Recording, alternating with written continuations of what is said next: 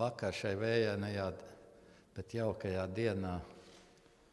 Cienījamā Saeimas priekšsēdētājs kundze, augstgodātais ministrs prezidenta kungs, ordeņa kapitola kanclera kungs un kapitola locekļi,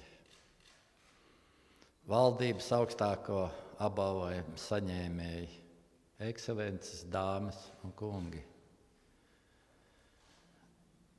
Man šķiet, ka šajā jubilejā, kad pasaulē viss griežās un mainās, bet Latvija tomēr ir savu virzienu uz augšu uzņēmusi. Kapitolam nebija vienkārši izdarīt šo izvēli, bet es esmu pārliecināts, ka šī izvēle tomēr bija vispareizākā. Šodien apbalvojums saņems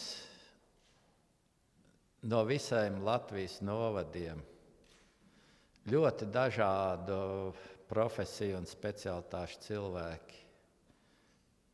Bet viennozīmīgi visi no jums ir to godam pelnījuši. Protams, tas jums uzliek arī zināms pienākums. Mēs esam tikai ceļā uz tādu stabilu un drošu dzīvi.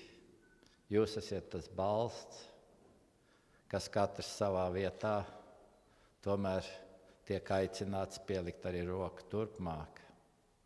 Es gribētu novēlēt visiem mums veiksmi. Un ja katrs mēs darīsim to, ko mēs varam, tad tā veiksme noteikti būs. Paldies!